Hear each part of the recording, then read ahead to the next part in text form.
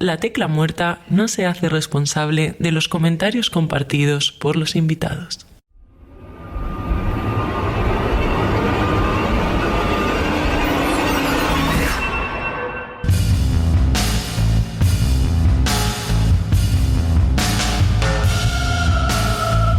Bienvenidos.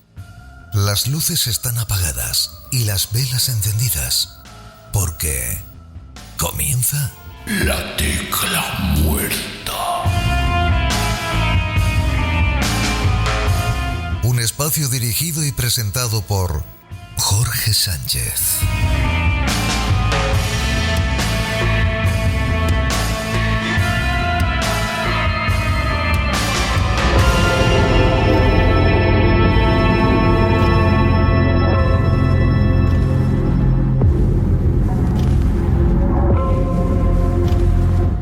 Muy buenas noches, mi nombre es Jorge Sánchez, esto ya sabéis cómo se llama, es La Tecla Muerta. Antes de empezar con el programa me gustaría, porque todos habéis echado un vistazo a nuestra red social de Instagram, y hace cosa como de 2, 3, 4 días, en un arrebato de exceso de personalidad quizás, pues un servidor tomó la decisión de cerrar, de clausurar, de dar por finalizada las emisiones de este programa, pero la verdad, toda la verdad y nada más que la verdad es que después de recibir una cantidad brutal de mensajes privados y de hablar consensuadamente con mi familia, con mi mujer y con mi hijo, pues como ya he vuelto a publicar en el perfil, pues hemos tomado la decisión de no hacerlo. Así es que larga vida a La Tecla Muerta, espero que el esfuerzo merezca la pena, espero que sí. Y bueno, vamos a seguir con nuestras cosas. Hoy vamos a hablar de algo que es bastante cotidiano, bastante usual entre los seres humanos, pero que desde cierta perspectiva pues puede dar terror, que como sabéis es la línea editorial de esta santa casa. Y dice así: insomnio, dificultad para conciliar el sueño, mantenerse dormido o lograr un descanso de calidad.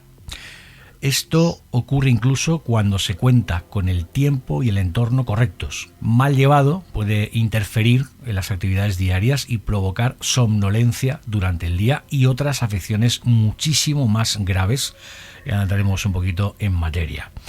Según estadísticas, se estima que entre un 10 y un 15% de la población adulta padece insomnio crónico, y que entre el 25 y el 35% lo ha sufrido de forma ocasional o transitoria en situaciones de estrés. Como decía, un problema infravalorado y en la mayoría de las ocasiones, y que, como sabéis, es bastante normal, bastante usual o anormal. Ahora, como digo, entraremos en profundidad en el tema. Una dolencia, ahora me corregirá Pau, nuestro psicólogo de cabecera, que puede llegar a desequilibrar incluso nuestra mente. Pau, bienvenido una vez más a tu casa, La Tecla Muerta, ¿cómo estás? Buenas noches, todavía no ha llegado la hora de dormir. Todavía nos queda un ratito todavía. Todavía nos queda un ratito. Bueno, decía un tema que da muchísimo más de sí, la verdad. Yo era desconocedor en este asunto, por lo menos para meternos en mases, en lo que puede derivar esto que puede parecer inocuo. Y además lo trasladamos al género de terror, pues imaginaros, ¿no? Y en este caso, por esa partida doble, Miguel Ángel Plana, muy buenas noches. Hola, buenas noches. Lo que pasa es que si nos metemos en el género de terror, lo que tendríamos que hablar entonces es genéricamente de las parapsomnias, de todo tipo de fenomenología nocturna que se puede producir durante el sueño o el no sueño, incluido el insomnio, los visitantes de dormitorio, los terrores nocturnos. No me seas cabrón, no me tires de la lengua porque... Imágenes hipnopópicas e hipnogógicas. O sea, ahí hay un mercado que no veas. Que no veas. Bueno, veremos a ver lo que da de sí. Y por último, y me consta que con muchísimas ganas de intervenir, y que también tenía ganas de que estuviera aquí, mi querido tocayo, Jordi Moreno. Hola, Jorge, tocayo, ¿cómo estás? Ya tocaba, ¿eh? Ya tocaba. Bueno, nuevo libro, tío. Nuevo libro, y además Tiene mucha razón Miguel Ángel. O sea, se podría escribir sobre esto de todo, ¿sabes? El insomnio yo creo que es la punta de este tema, así que bueno, súper contento. La punta del iceberg, sí que es verdad. Totalmente. Bueno, sí, como decía, vamos a ver qué da de sí, pero para hacer bien las cosas, si os parece, voy a presentar a Jordi, porque a Pau y a Miguel Ángel, que son de esta casa, ya los conocéis. Escritor nacido en Alcoy, Alicante, tocayo no solamente de nombre, sino de lugar de procedencia. En 1981, finalista en diversos certámenes literarios, en 2 ocasiones en el programa Negra y Criminal de la cadena SER y una en la plataforma digital Jamming.es. Seleccionado en 3 antologías, nada más y nada menos, de relatos de terror, Microterrores 5 y 6 de Diversidad Literaria, y en el número 15 de la revista Círculo de Lovecraft. Autor de novelas como No te des la vuelta, Pequeñas pesadillas, publicado en noviembre de 2018, y en febrero de 2021 lanzó el videobook Análisis 8 AM, escrito y narrado por él mismo. Hoy, como decíamos, nos presenta su último trabajo, Insomnes, ahí el tema de que vamos a hablar hoy, de editorial Esqueleto Negro, a la que, como siempre, también agradecemos que colabore con nosotros. Antes de empezar, lo que sí os pediría es que no seáis tan educaditos y que intervengáis, que os interrumpáis, que os cortéis, que os insultéis, que haya sangre, que haya víscera, lo que consideréis, aunque la pregunta no vaya dirigida a uno de vosotros en concreto, ¿vale? Bueno, primer disparo a bocajarro, en este caso, para no empezar la casa por el tejado, para Pau. ¿Qué nos cuentas sobre el insomnio? Como curiosidad, que no tiene quizá tanto que ver con el insomnio, o sí, diré que hasta donde sé, si Jordi es de Alcoy, ahí inventaron el café licor. Mucho que me perdonen los... No soy mucho de eso, pero sí, la verdad. Joder, empezamos bien, empezamos bien. Que me perdonen los gallegos, que a lo mejor... Has sido tú el que ha dicho que no metas caña, así que... Sí, me ha venido a la mente que hasta donde yo sé, y me perdonen los gallegos, que quizá también se lo pueden tomar muy en serio, el café licor es de Alcoy. Es una bomba, sí. Total. ¿Qué podemos decir del insomnio? Pues yo creo que lo primero que tenemos que saber del insomnio es cómo funciona el sueño, las fases del sueño, la fase REM, la fase no REM. Podemos profundizar en ello, pero básicamente los desajustes en la fase REM y esas cosas que nos encantan los psicólogos hacer, que es experimentar con gente para putearles un poco y ver qué pasa.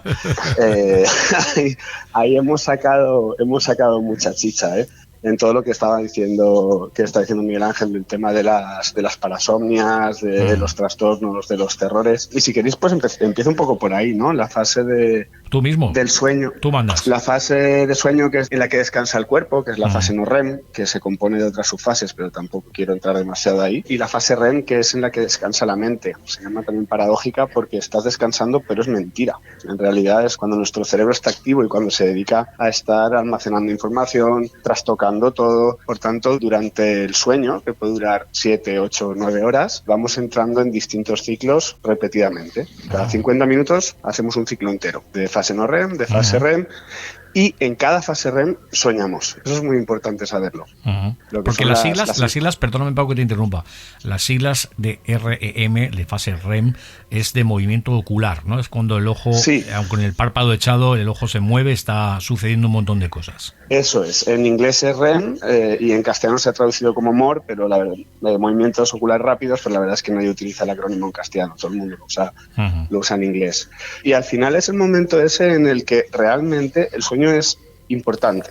La parte física es importante hasta cierto punto. Tú te puedes despertar cansado, pero los experimentos de privación de la fase REM son los divertidos. Son los que la gente cuando ha dormido tantas horas pero la han privado de la fase REM, que esto se puede hacer a través de electroencefalogramas y te van despertando en los momentos que detectan que estás entrando en la fase REM, tienes alucinaciones, por ejemplo. Tu cerebro está funcionando como si estuviera soñando. Alucinaciones entiendo, visuales, cognitivas. Especialmente visuales. De hecho, las alucinaciones que tienen que ver con la privación del sueño se centran sobre todo en visuales o táctiles, no suelen ser auditivas. Al final, fíjate que es lo que te decía, ¿no? Que en la parte esta de la fase REM es cuando tu cerebro está acumulando la información del día, también borrando información que ya no le sirve, con lo cual si no le permites hacer eso, al final lo hace despierto. Es muy curioso. Para entender el insomnio hay que empezar por entender eso. Y a partir de ahí, ¿tienes insomnio? ¿Por qué? ¿No? Es la pescadilla que se muerde la cola. de un lado, y aquí tenía un doblete para ti también, antes de seguir con Jordi y con Miguel Ángel. De un lado dicen que depende de la persona, pero que algunas personas con 5 o 4 horas son capaces de llevar su día a día. ¿Es posible, por ejemplo, llegar a perder la razón con la privación que decías del sueño? ¿Podemos volvernos locos? Volvernos locos. Un decir, más o menos. Todos los estudios que se han conseguido, que se han hecho, que tampoco son tantos ni tan extensos en ese sentido, porque nadie se deja experimentar tanto como hasta que te vuelvas loco o incluso te mueras, que con animales sí que lo han conseguido, que se mueran por privación de sueño, apuntan que cuando vuelves a pautas normales de sueño, recuperas tu estado normal. Quiero decir, es transitorio. Claro, eso no deja de ser un estudio también transitorio, porque el problema no es que un día duermas mal o que 10 días duermas mal, es que durante años duermas mal. Esa cronificación, ¿no? Entonces, ¿dónde empieza el problema? ¿Empieza en los síntomas que te están empezando a no dejar dormir? ¿O empiezan a que porque no puedes dormir empiezas a tener síntomas? Esa es la pescadilla que decía, ¿no? Porque al final la irritabilidad, la fatiga, las distracciones, la imposibilidad de atender bien a las cosas, hay tasas de accidentes elevadas en la gente que trabaja turnos porque duerme mal, por ejemplo, ¿no? Fíjate cómo un bebé cuando tiene sueño llora. Cuando nos hacemos mayores no lloramos porque nos lo impedimos, pero en realidad estamos enrabietados si no conseguimos dormir. Voy a interrumpir. Interrumpe, por favor. Lo de la tortura de la privación del sueño como tortura es una de las más antiguas. Sí. Se conoce de diversas maneras. Uno de los nombres que tiene es el de tortura blanca. Está incluso reconocida en el derecho internacional, porque como no deja rastros físicos aparentemente y las consecuencias psicológicas pues hasta cierto punto pueden ser difíciles de probar, pues es una herramienta que sobre todo en los conflictos bélicos se utiliza mucho. Sí, además tenía entendido además que la CIA, el FBI, en fin, los centros gubernamentales secretos o no secretos, en fin, vamos a ponernos demasiado conspiranoicos, de Estados Unidos en cuanto a las torturas que se llevaban a cabo, por ejemplo, en Guantánamo, utilizaban la privación del sueño para provocar el desquicie de los apresados allí y volverles, pues eso, someterles. Le llaman la técnica de agotar al águila. Agotar al águila. Me encantan los nombres que ponen los americanos a las cosas. Sí, viniendo de Estados Unidos todo es posible, la verdad. Hombre, bueno, después de lo del hombre que miraba fijamente a las cabras, cualquier cosa es posible. No, hay un caso de Clara Tahoces que cuenta en su libro Sueños, al principio, que hay un hombre que mata a su mujer y lo condenan a eso, a sufrir de sueño, y el hombre al final está dispuesto a morir quemado vivo y que lo descuarticen antes de seguir con eso. O sea, tiene que ser una muerte espantosa. O sea, oye, yo por cierto, luego Miguel Ángel hará su aportación cinematográfica, como siempre, por suerte para todos nosotros. Y literaria, por supuesto. La obra clave es Insomnia, de Stephen King. Bueno, sin adelantarnos a esa parte, Miguel, yo quería apostillaros, porque la vi de hecho hace poco y me pareció un peliculón tremendo, El contador de cartas. No sé si la tenéis en Netflix o en Amazon Prime. Era un ex soldado precisamente que venía de Guantánamo, de pasar las canutas por todos los remordimientos emocionales que tenía de las torturas que habían sometido allí a los presos, y bueno, pues se dedicaba a jugar al póker, a ganar mucho dinero porque era un lumbreras, pero tiene esa doble vertiente, ¿no? El juego del póker y este pasado tan turbulento que él tenía, y os la dejo ahí para que le echéis un vistazo. Jordi, tocayo, si te parece, leemos la sinopsis de tu novela para que nos ubiquemos un poco y retomemos el hilo del género de terror. Kelso y Lucas Baltz comparten mucho más que sus genes. Padre e hijo les encanta escribir y son insomnes crónicos, propensos al sonambulismo. Por cierto, recordarme, Pau, Miguel, Jordi, los tres, que luego toquemos también un poco el tema del sonambulismo, que es interesantísimo. Mediante una innovadora terapia de autohipnosis impartida por sus médicos en la Clínica del Sueño, tratarán de borrar sus miedos más primigenios para intentar dormir cada noche. Pero una serie de amenazantes correos electrónicos provocarán que se abra entre ellos una enorme brecha, un entramado de culpa, rencor y desconfianza, donde su pasión por la literatura se fusionará con sus terrores más extremos para conformar esta intensa y delirante aventura pesadillesca llena de suspense que alterará tus sentidos y conseguirá arrebatarte el sueño. De eso no tengo ninguna duda. Pregunta para ti, tocayo. ¿Por qué te centras en esto de la última novela tuya del no dormir? Bueno, yo creo que generar el miedo puede venir de muchas partes. El insomnio, yo creo que ya solo la ansiedad que te provoca el tener que irte a la cama cada noche y no saber si vas a dormir o no, ya da miedo, ¿sabes? Todos hemos pasado alguna vez mirando el reloj, poniéndonos nerviosos sin poder dormir, y la premisa ya me valía para formar algo así. ¿Qué pasa? Que yo, de todos los relatos que he escrito de mogollón de historias, de palos, y esto era una historia que tenía como un relato, pero le di vueltas, tenía muchísima más fuerza, y se me ocurrió el sonambulismo, se me ocurrieron las fobias, las clínicas del sueño. Empecé a investigar un poco sobre el tema, me di cuenta que desde Freud y Jung tampoco hemos avanzado demasiado en cuanto a conocimiento del sueño. Sí que se sabe que es necesario soñar, pero tampoco se sabe el por qué pasan ciertas cosas, ¿no? Es maravilloso el hecho de querer regresar a los sueños, ¿no? Todos hemos visto una película mientras estábamos en la cama pensando que somos nosotros o no, ¿sabes? Como pensando, ay, qué pena que no he terminado este sueño, ¿no? Si esto se convierte en algo malo, puede volver loco a alguien, ¿no? Y la forma que tienen estos dos de hacer, Lucas y Kelso, de poder curarse de ese insomnio es a través de eso, de ponerse a escribir. Y es un poco de lo que va esta historia, es de alguien que se pone a escribir para curarse ese tipo de insomnio, con unas amenazas que vienen de fuera que le dan un golpe bastante fuerte a la historia. Estás escuchando La Tecla Muerta con Jorge Sánchez.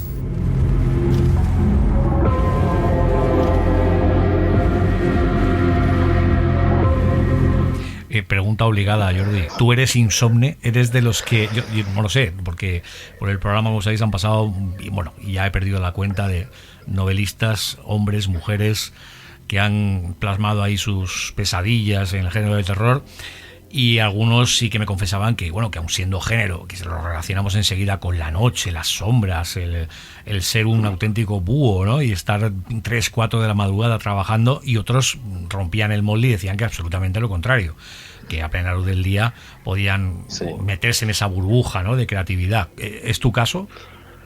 A ver, lo ha dicho Pau. Los que hacemos turnos, pues igual sí que sufrimos de eso. Yo soy de esos. Yo tengo ese problema yo siempre he sufrido.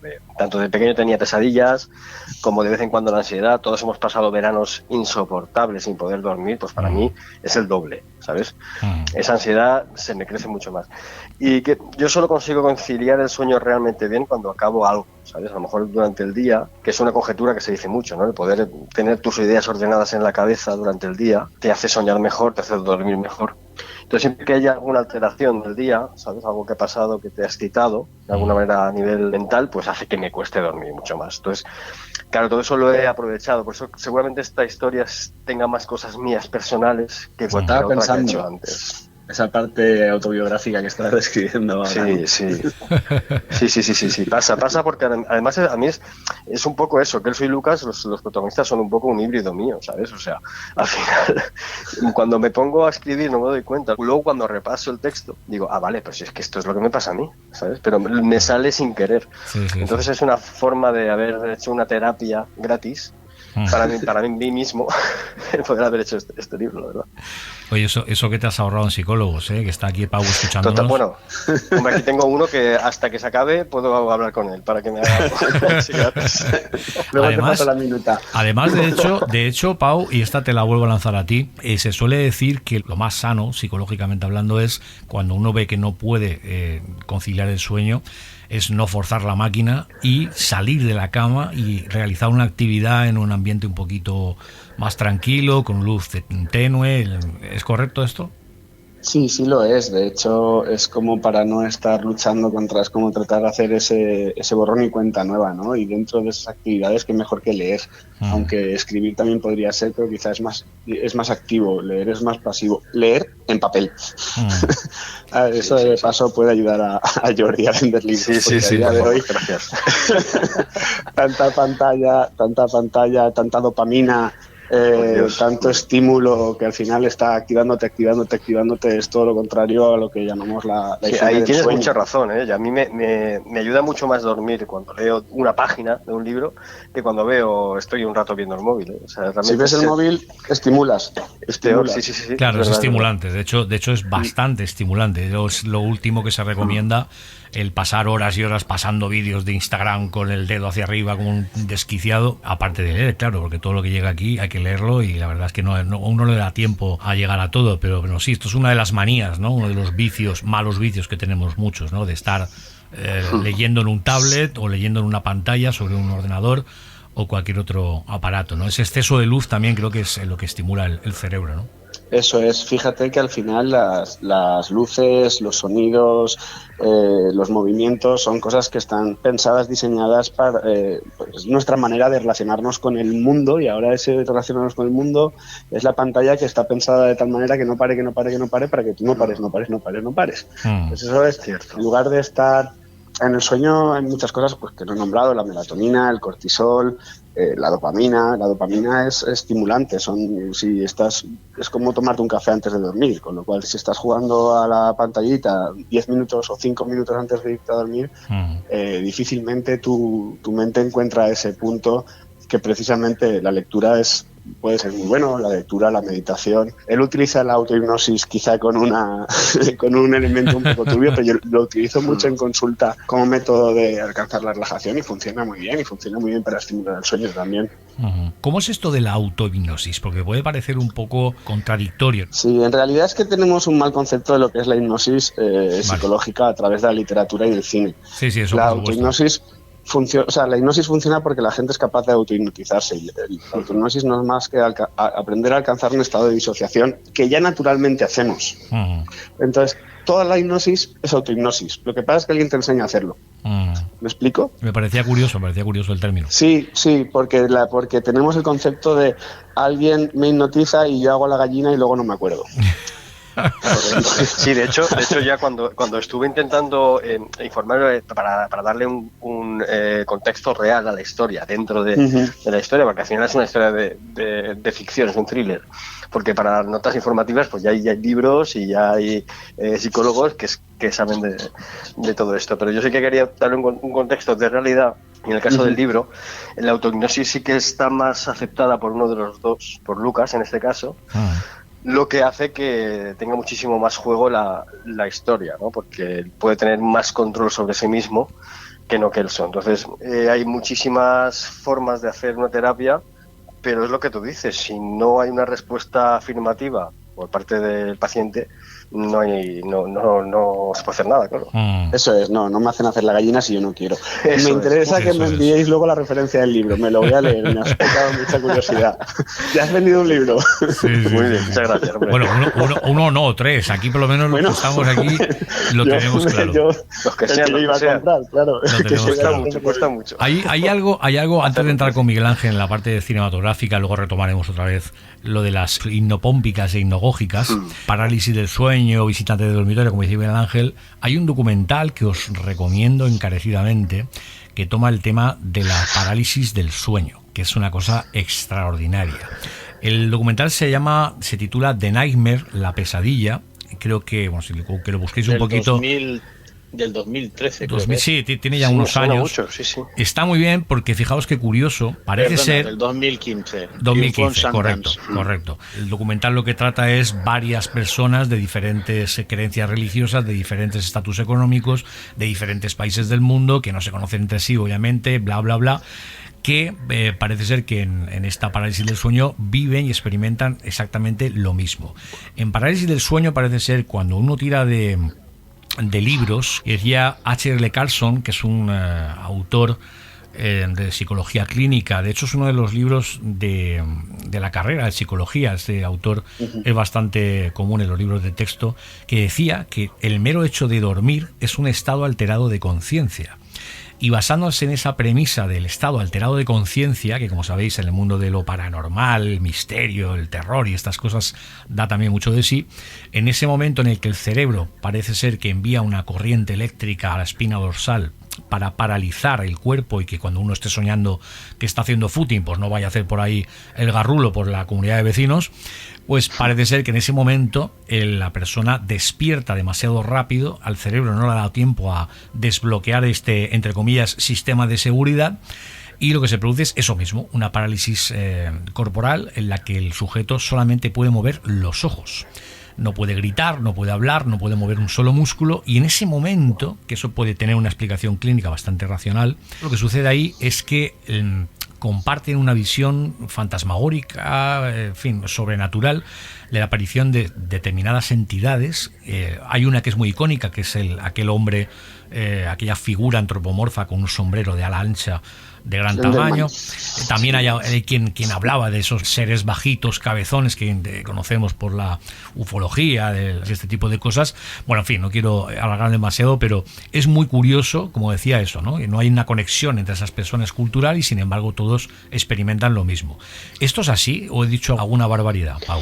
Yo pienso que sí que tiene mucho que... Hay muchas explicaciones que se pueden dar a los fenómenos paranormales que pueden venir de ahí, ¿eh? Quiero decir, las parálisis del sueño no deja de ser algo así, o los terrores que se tienen por la noche pueden venir dados por un mal sueño o por una sensación extraña, y muchos de los efectos paranormales que se sienten pueden venir de ahí. Yo creo que el sueño es mucho más amplio de lo que parece en ese aspecto, aunque luego no haya explicación.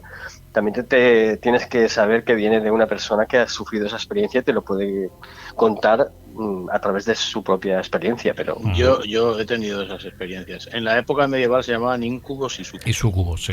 Sí. De hecho, Miguel Ángel le decían que se te había subido el muerto, porque correcto. Una de las sintomatologías de la parálisis del sueño era precisamente la sensación de presión, generalmente en la parte del tórax, en la parte del pecho. Sí, nos dicen lo de pesadilla viene del peso del propio cuerpo. Correcto. ¿Qué sientes? Sí. Es interesantísimo, pero ya os digo que a mí lo curioso, sin ánimo de entrar demasiado en ese tema en concreto, es esto que os comentaba, es decir, que hasta cierto punto, de manera clínica, puede tener explicación fisiológica, ¿no? De que el cuerpo reaccione de esa manera, pero que personas que no tienen ni puñetera idea de qué es esto de la parálisis del sueño y qué cosas se supone que se pueden ver, vean exactamente lo mismo, pues me parece bastante llamativo. Ya os digo que el documental no tiene desperdicio, es un documental serio, es un documental además que ha estado asesorado por especialistas en la psiquiatría y en la psicología, y de verdad que no perdáis la oportunidad de verlo porque es espectacular. Un vistazo, yo no lo he visto. Lo que sí que puedo decir sobre la parálisis del sueño, además estuve en una época de la vida que lo experimenté varias veces porque estaba muy inducida por el estrés. Al final es casi como, resumiendo mucho, lo contrario del sonambulismo. En el sonambulismo no te funciona bien el mecanismo que te impide que te muevas cuando estás soñando y entonces te mueves. Y esto es al revés. Te despiertas, te microdespiertas mientras todavía estás soñando, con lo cual se mezcla una percepción del sueño como si fuera realidad, como si hubiera presencias, como si estuvieras en algún sitio, en un momento en el que no te puedes mover. Imagínate el sentimiento de vulnerabilidad terrible, ¿no? Claro, hay alguien aquí que lo estoy viendo con el rabillo del ojo y no me puedo mover, ni puedo pedir ayuda. Si te duermes y te despiertas, se acaba la historia. Si tratas de luchar contra eso, te puedes tirar. Seguro que no son minutos, pero la sensación es como si fueran días. Intentando terror puro, desengancharte de ahí, ¿no? De hecho, yo me acuerdo, he dicho, no sé si ha sido Miguel Ángel el que ha comentado, que yo he vivido una experiencia de estas, ¿no? Bueno, yo me acuerdo, Miguel Ángel lo conoce con mi querido amigo Luis Pisu. Os hablo ya hace algunos años, él me invitaba a su casa estábamos, él componiendo la música de un documental que yo hice hace, otros muchos años. Me llevé el ordenador allí, en fin, me hospedó allí en su casa, tuve mi propia habitación, y me acuerdo, como él tenía muchos gatos, pues yo cerré la puerta, estábamos ya todos durmiendo, estuvimos ahí hablando hasta las horas de la madrugada, y me acuerdo que sentí eso mismo. En un momento determinado me desperté. No me ha vuelto a pasar nunca, es una cosa bastante puntual, pero que marcó mi vida en cierta medida porque me dejó un poco perplejo, ¿no? Y yo me desperté, no podía moverme y lo que hice fue gritar. Yo recuerdo además abrir la boca de par en par y pegar un grito que lo primero que pensé fue, madre mía, esta gente va a pensar que estoy como una chota. El grito que pega aquí voy a despertar hasta pero eso es lo que tienen los sueños, ¿no? Y el trastorno del sueño, que es súper fascinante, ¿no? Es decir, ¿por qué pasa esto, no? O sea, no hay una explicación real del por qué pasa esto, ¿no? Pero fíjate, Pero fíjate... Ese tipo de experiencias pueden llegar a ser realmente aterradoras. Sí, no, las 2 o 3 que he tenido, francamente, lo he pasado muy, pero muy mal. Claro. Lo tremendo no es solamente que viví la parálisis del sueño en toda regla, sino que al día siguiente, cuando me acuerdo que nos levantamos para desayunar, estaba Luis, estaba su mujer y bueno, chicos, perdonar de verdad porque anoche es que pegué un grito. Yo no escuché nada, nadie gritó. Es decir, eso te iba a decir, ¿gritaste de verdad o fue un grito sordo? Claro, fue conscientemente yo tuve la boca abierta como un león y grité con todas mis fuerzas, pero sin embargo no hubo grito. Entonces, pero yo estaba parte del sueño. Pero estaba despierto porque me vi en la cama, estaba... Bueno, en fin, una cosa bastante inefable y no tengo ni puñetera idea, pero la verdad es que pone los pelos de punta. Eso sí que os lo puedo asegurar. Cuando estaba describiendo antes, que lo he dicho así un poco rápido por no meterme demasiado en ello, el tema de las alucinaciones que se pueden llegar cuando hay privación de la fase REM es muy similar a eso precisamente. Es la idea de que en realidad tu cerebro está intentando a su manera irse a dormir un rato, aunque tú no estés durmiendo porque estás despierto, y se mezclan sueño con realidad, con lo cual sueño con vigilia, con lo cual esas son las alucinaciones, ¿no? Que son muy parecidas también a las hipnagógicas, hipnopómpicas. El juego que propongo yo en el libro, que igual te lo vendo más todavía, es que la fase REM, claro, la fase REM sucede cuando no toca. Ahí está el tema. Entonces, eso es lo que le da cuerpo a la historia y lo que tienes que es intentar seguir por qué pasa eso. Porque la fase REM me parece fascinante, el hecho de que estés ahí soñando, lo que he dicho antes, ¿no? Estar ahí en una especie de historia absurda, ¿no? Porque la mayoría de los sueños son absurdos. Pero que luego hay mucho juego ahí dentro. La verdad bueno, es que Jordi, es un tema increíble. Para horas, te añadiría eso que acabas de decir de absurdos o no, o no tanto, porque realmente cuando empezamos, y eso ya es una sandía de 50 kilos. Es para horas. Exactamente, con el tema de las interpretaciones oníricas y tal, ¿no? Lejos de estos libros mercantilistas facilones de si sueñas con una paloma quiere decir, bueno, no me malinterpretéis a ese tipo de enfoques, pero sí que hay un psicoanálisis bastante profundo y bastante serio en cuanto a por qué has soñado esto y no otra cosa, por qué de esta manera y no de otra, saltándome un poco a la torera del guión. ¿Os acordáis de los sueños? Porque yo me acuerdo de sabores, de olores, de colores, de caras.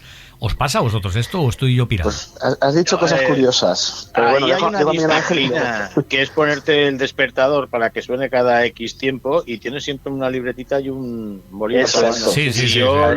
Hay un método. Antiguamente lo hacía con frecuencia y luego buscaba en manuales las explicaciones y tal cual, y en muchas ocasiones me cuadraba con lo que en el futuro inmediato iba a producirse y estaba relacionado con ese sueño. Lo dejé hace algún tiempo, pero la verdad es que es bastante efectivo. Actualmente existen el mundo de los sueños lúcidos, ¿no? Gente que puede trabajar los sueños para que sean lúcidos, ¿no? Para poder incluso conectar con otros soñadores. O sea, es que hay tanto campo para abrir ahí. Viajes astrales. Yo he intentado, pero claro, como he dicho antes que hago turnos, pues es complicado. Yo estar con la libretita, ¿sabes? Ahí. Entonces, pero sí que he tenido esa tentación de hacerlo bien alguna vez, por regresar a esos, si incluso estoy pasando miedo, poder meterme dentro de ese miedo y entender el por qué tengo ese sueño, ¿no? Porque la mayoría son recurrentes o tienen un significado, como bien has dicho tú.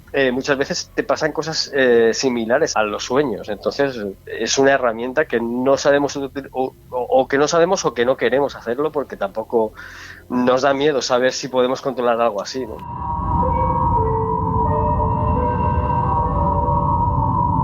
Estás escuchando La Tecla Muerta con Jorge Sánchez.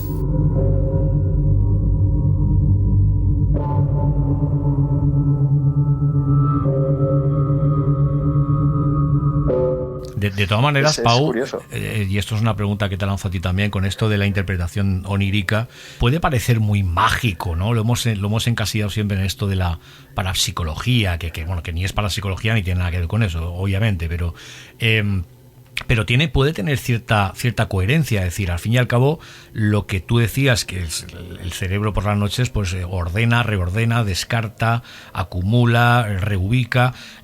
Bueno, si uno tiene una carencia emocional o siente culpa o qué sé yo, o de cualquier, que tiene sentido que sueñes, a lo mejor que el sueño sea significativo o que tenga coherencia o un paralelismo certero con tu realidad. Sin duda, al final te vas a dormir. De hecho, uno de los problemas del insomnio es que te vas a dormir preocupado.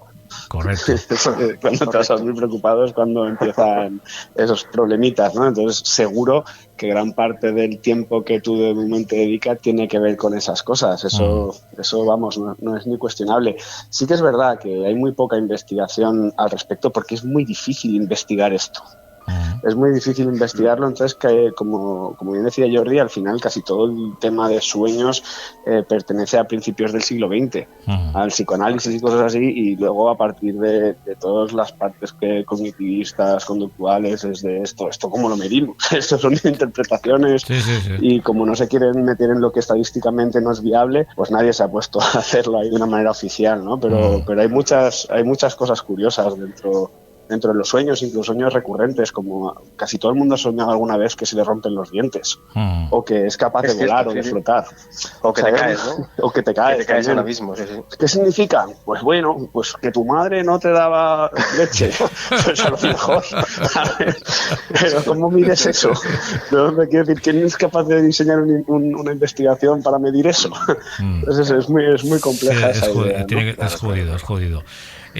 Bueno, fijaros, luego hay datos, ¿no? En la antigua Grecia, la antigua Roma, el antiguo Egipto, la civilización del principio de los tiempos, muchos de incluso los altos mandatarios tomaban decisiones de Estado basándose en sueños precognitivos, en sueños que le parece ser que les daban cierta información a la hora de tomar una decisión política, una decisión amorosa, una decisión personal, y es curioso como todo lo onírico ha tenido mucha... Porque esto da para un programa, no, da para 10 programas más. Claro, da para mucho más. De hecho, sí. Yo recuerdo en la antigua Grecia creo que se decía que veían sueños, no tenían sueños. O sea, ellos veían sueños. Entonces era como, claro, como lo que dices tú, era como una pista, ¿no?, de lo que podía pasar. De hecho, grandes artistas como Dalí o muchísimos otros dejaban de dormir para ver cosas y para empezar a hacer cosas. O sea, me parece... Yo te digo que es un campo que yo creo que no nos da pereza investigar porque no le damos la importancia que toca, pero es como una realidad alternativa que tenemos ahí. Todas las noches todo el mundo sueña, aunque digan que no sueñan, todo el mundo sueña. Eso es importante. Lo difícil es acordarse de los sueños. La pregunta es, ¿lo que soñamos es lo que damos por experiencia en vigilia? Por ejemplo. ¿Y lo que vivimos es el sueño? ¿Vivimos en la Matrix? Esa es la pregunta. Vale, aquí hay que hacer, Jorge, aquí tienes que hacer un par más. Esto con aquí hay que hacer muchos programas. Ten en cuenta que la arquitectura de los sueños está construida a base de fragmentos de tu experiencia personal. Correcto. A veces, de hecho, si practicas el ejercicio del sueño de la manera que yo comentaba antes, como se suele recomendar, y luego los analizas, encuentras que a lo mejor en el sueño estabas en un espacio o en un paisaje o en un decorado o en una ambientación que decías, esto es alucinante, ¿no? Pero luego cuando lo empiezas a analizar dices, bueno, es que este trozo de aquí corresponde al patio del colegio al que yo iba cuando era pequeño. Este trozo de aquí es del edificio donde yo... Sí, y entonces lo estás montando tú. Sí. Sí, por eso, somos incapaces de montar caras. Claro. Todas las caras que tú ves soñando son caras que has visto alguna vez. Correcto. Así, ¿no? De hecho, decían Pau, incluso, que ahora que has dicho lo de los rostros, que es bastante curioso, ¿no? Tu memoria neuronal almacena muchas imágenes que, aunque tú creas que las has olvidado, están ahí. Pueden ser caras de desconocidos con las que te cruzas día a día en un supermercado, por la calle, en el metro, y sin embargo es en la hora del sueño cuando tu subconsciente te juega una mala pasada y utiliza, qué sé yo, el rostro del portero del edificio de enfrente para, qué sé yo, cualquier cosa, ¿no? Por eso digo que el tema es por qué, ¿no? O sea, por qué el portero ese sale en mis sueños. ¿Sabes? Eso es lo más curioso de todo eso, ¿no? Sí.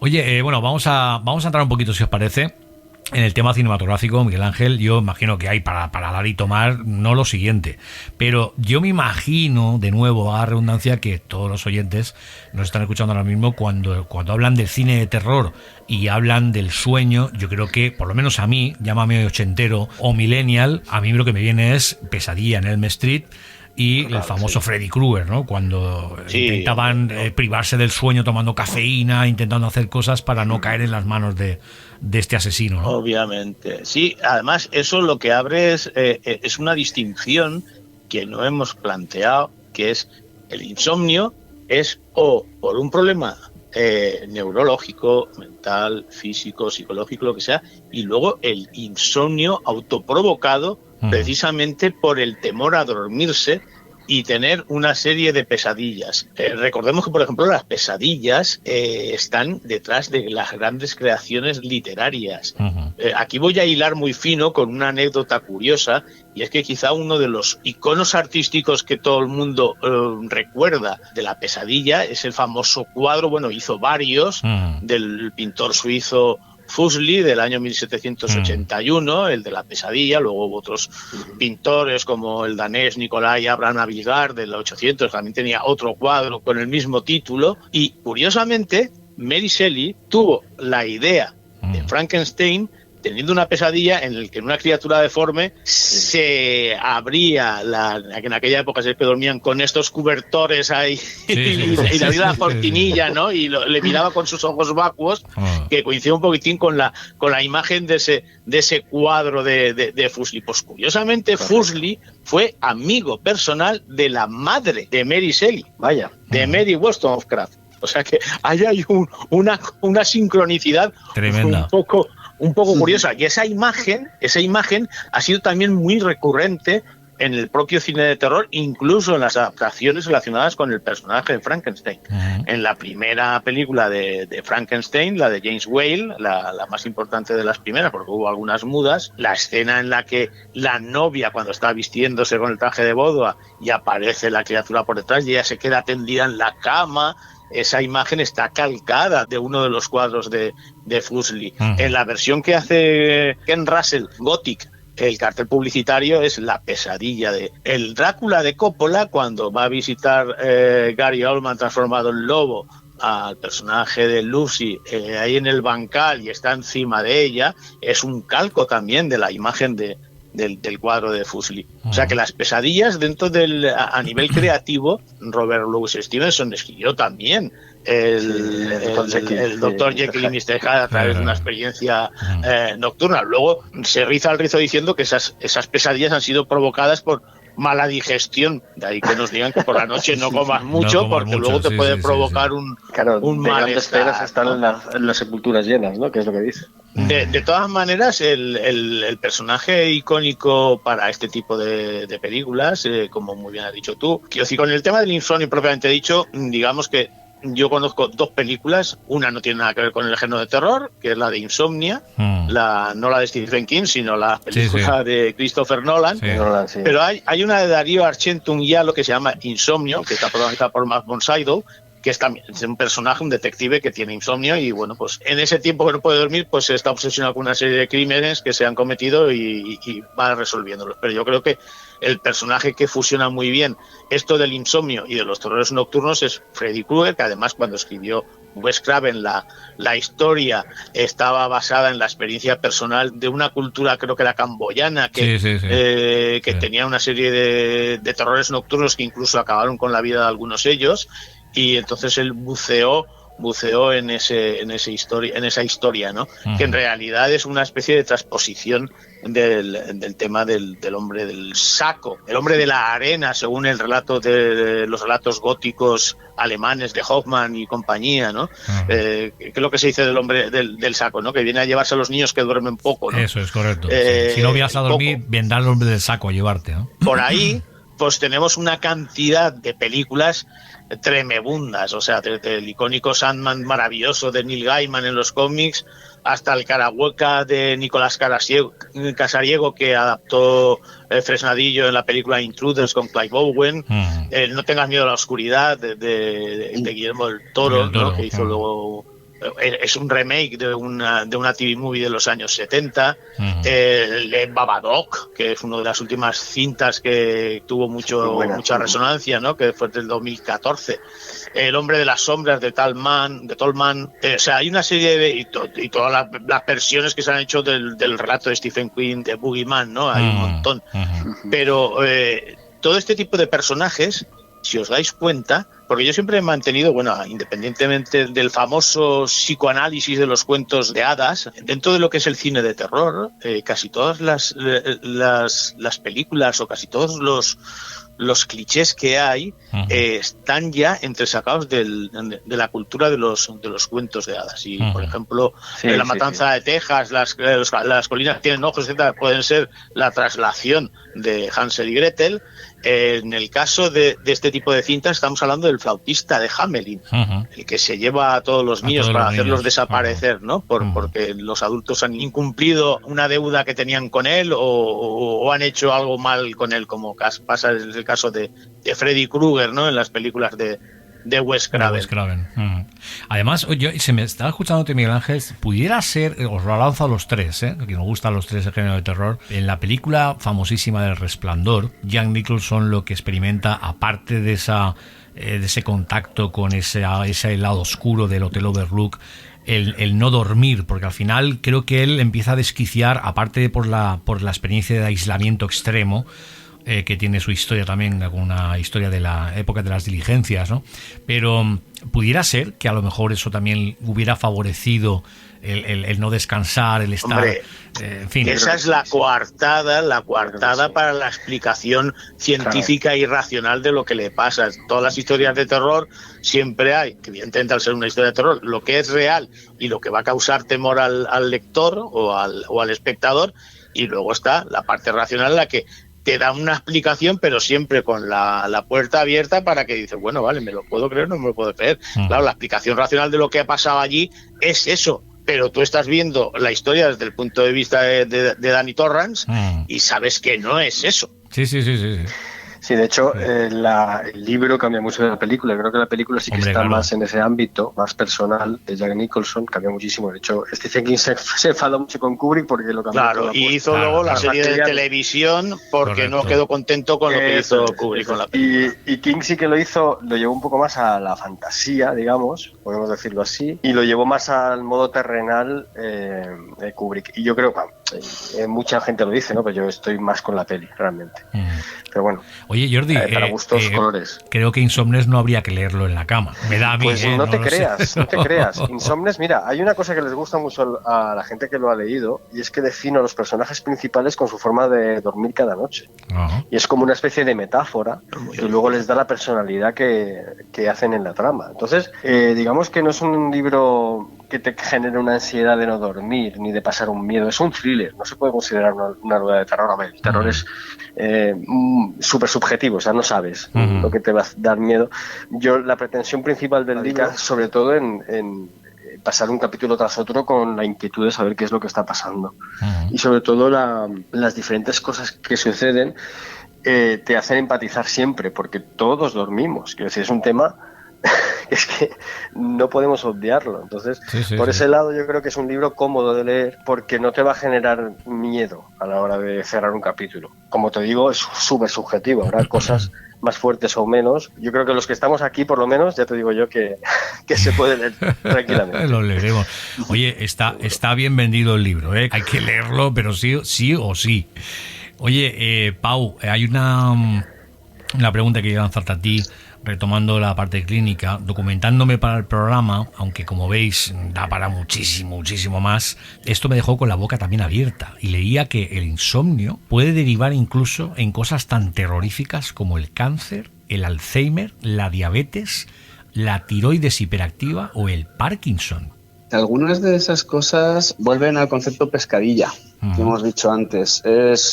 Algunos de ellos influyen en la calidad del sueño y la propia calidad del sueño puede estar alterando tanto el sistema inmune como temas neurodegenerativos. Entonces, ¿dónde empieza, no? El huevo y la gallina, pero sí, sin duda, todo lo que tenga que ver con una mala gestión de la reposición de la energía tiene que ver con el sistema inmune. Y si el sistema inmune no está funcionando bien, la tiroides, por ejemplo, de hecho, tiene que ver mucho porque al final ahí generas hormonas. Y las hormonas tienen que ver con los procesos de sueño, de descanso, de activación, el cortisol, por ejemplo. Con lo cual, sí, están relacionados, pero vuelvo a la idea un poco esta. No quedarnos con la idea de que a lo mejor como estoy empezando a dormir mal, acabaré con un cáncer. Como que no es tan sencillo esa relación. Lo que sí que se ve es que, pues mira, antes lo decías, y estadísticamente es volver al concepto de la normalidad, ¿no? Que es lo normal. Lo normal es dormir entre 7 y 9 horas, pero las normalidades siempre tienen desviaciones típicas. Entonces, ¿dormir 5 horas es insano? Pues no, pero gente que está durmiendo por 5 horas o menos, algunos, pues estadísticamente pueden tener pueden estar más relacionados con determinadas afecciones, pues las que has descrito, o menor cantidad de vida al final, una muerte más prematura, cosas así. Pero yo duermo 5 horas, no fastidies. No, pero claro, si puedes estar dentro de las desviaciones típicas normales, porque al final es... Hoy me levanta que me dolía todo, ¿eh? Joder, Miguel Ángel, estás jodido. No sé si igual son los 62 años y la tiroides, pero vamos... Ay, vaya. Sí, no sé dónde iba el otro día, que si te levantas con más de 40 años y no te duele nada es que estás muerto. O sea, que de momento vas bien. Joder. Así que, vamos cumpliendo la norma. La norma. Sí. Oye, no es tan fácil establecer esa correlación y ni siquiera es tan fácil encontrar el... Claro. Sí, tú dilo ahora para tranquilizarme, ahora que me vaya a dormir bien esta noche y pueda dormir más de 5 horas.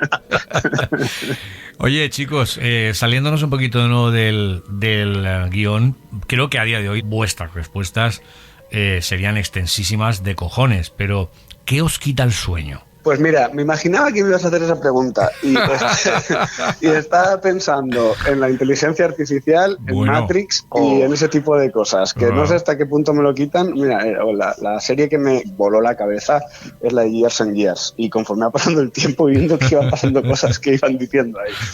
Pero he dicho en sentido peyorativo o no sentido peyorativo, es decir, que quiero quitar el sueño para bien o para mal. Hoy es que has metido un dedo en una llaga, que es algo que no me quitaba el sueño, pero has nombrado al Carlson, que Carlson es el de los manuales de fisiología de la conducta, que es la asignatura que más me costó aprobar, porque en esa época yo era vegetariano y me obligaban a hacer experimentos con ratas en vivo y no quería y no aprobaba nunca. Y nada, probé. Años después, además enlazando con algunas cosas que habéis ido diciendo, todavía soñaba que tenía exámenes. Y tenía sueños lúcidos y decía, no, si estoy con el máster. Igual hacía 10 años que había acabado el máster. O sea, que no sido exámenes ya. Y me he acordado de esas... o sea, ya no me quita el sueño, pero en su momento me quitó el sueño. Te tocó las narices, el Carlson. Eso o son traumas mal asumidos o son a veces deseos inconscientes. Yo de vez en cuando todavía me he despierto soñando con mi exmujer. Vaya. Hostia, a veces estas cosas pasan. Una pesadilla. No lo sé, pero fíjate tú, por lo que estabais comentando de qué nos quita el sueño, hablando de Freddy Krueger tenía una lectura social un poco desconocida. Y es que en los años 80, precisamente, la sociedad americana vivía una crisis social y económica muy importante, con lo que de rondón Freddy Krueger se convirtió en una especie de metáfora de la era Reagan. Entonces, a mí lo que me quita el sueño es todo lo que está pasando.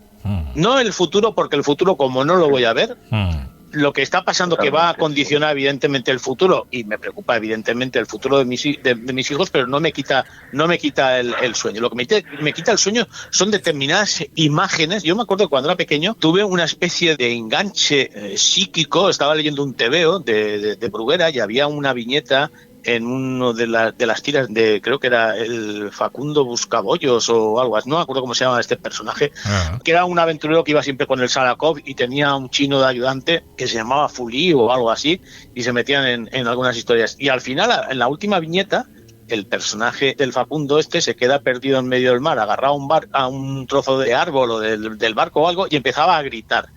Creo que gritaba basta. Y yo durante un tiempo hasta estuve eludiendo, cuando volví a releer tebeos en verano, de llegar a esa viñeta, porque sufría un enganche. Cuando llegaba ya basta, en mi mente empezaba a repetir, como el bocadillo ponía basta, mi mente empezaba a repetir basta.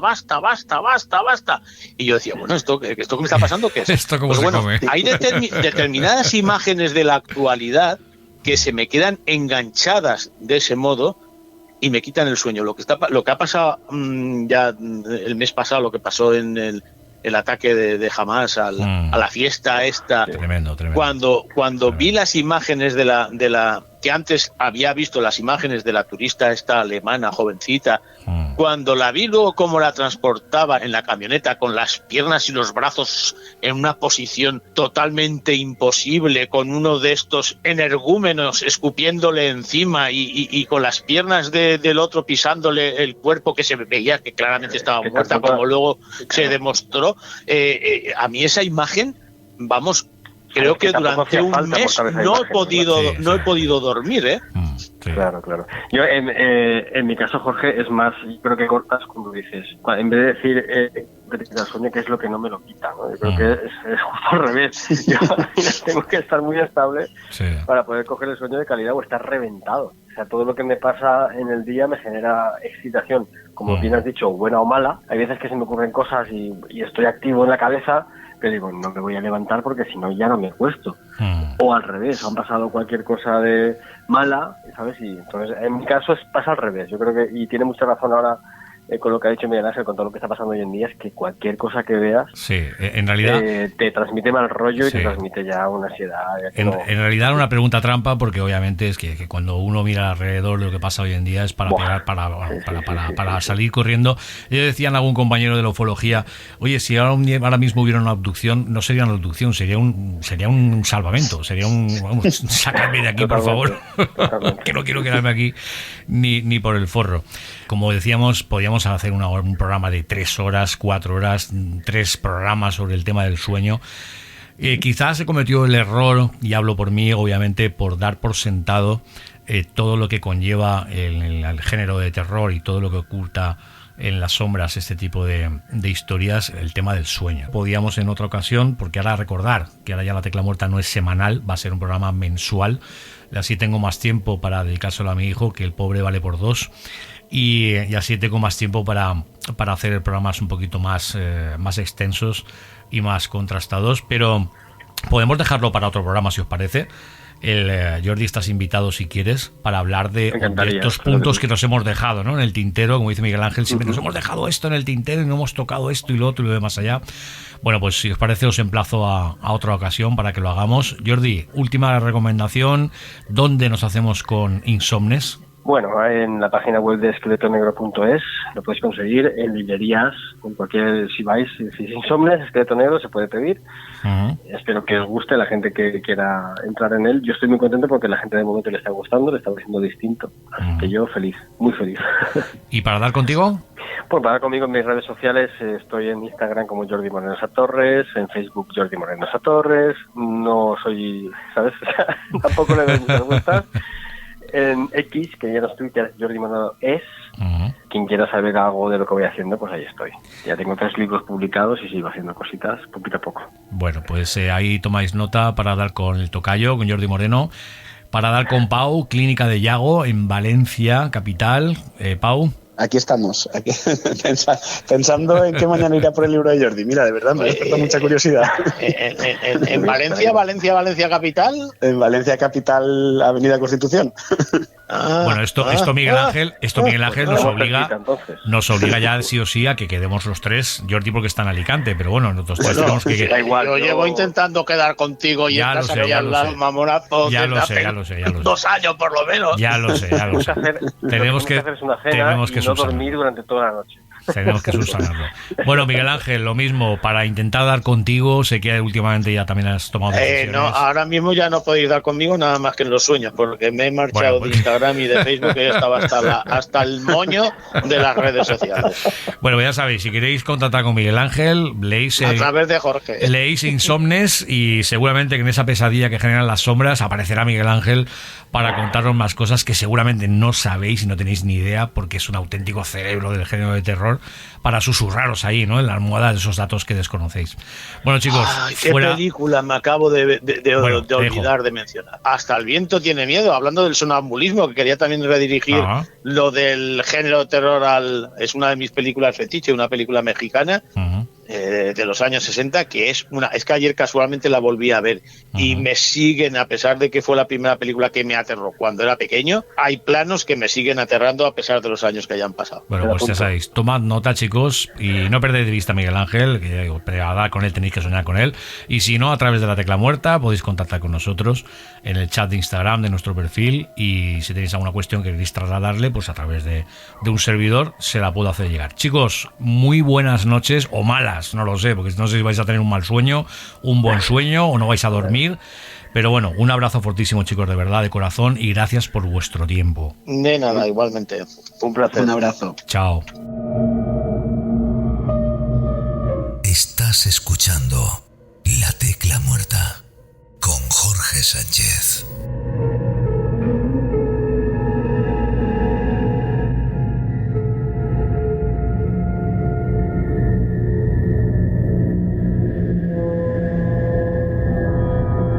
Efectivamente, hemos pasado de puntillas por un tema tan apasionante y tan complejo como terrorífico y desconcertante, y que a su vez, como habéis visto, se ramifica en otros muchos. Hemos mencionado la parálisis del sueño, la interpretación onírica, los terrores nocturnos o los visitantes de dormitorio. No me cansaré de decirlo, La Tecla Muerta no es un programa de misterio, es un espacio dedicado, como bien sabéis, a todo aquello que genere horror, provenga de donde provenga dicho horror. Pero por hacer otra de nuestras excepciones, me comprometo con todos vosotros y vosotras desde ya a realizar en breve por lo menos una emisión más sobre todo esto. El cerebro, amigos míos, el cerebro humano fue, es y seguirá siendo ese pequeño gran misterio del hombre y de su ciencia. Aquello que acecha entre las sombras no siempre proviene del más allá, sino que en ocasiones lo hace desde el más acá, aunque la verdad a veces le da a uno por ampliar posibilidades y reconocer que con los pies en el suelo existen fenómenos fisiológicos y psicológicos que se escapan a los libros de texto repletos de racionalidad y sentido común. Y quizás ese sea el error, el tratar de enderezar lo que por naturaleza está torcido, el comprender lo incomprensible o el humanizar lo inhumano. Cada uno ubicará con criterio personal lo que habita, entre comillas, en esa oscuridad. Estados hipnagógicos e hipnopómpicos, posibles grietas, ¿por qué no?, de nuestro mundo, portales entre la vigilia y la locura, la pesadilla o lo neuronal. Espero que tengáis, de verdad, de corazón, una feliz noche. Nos vemos en el próximo programa. Abrazos y besos. Chao.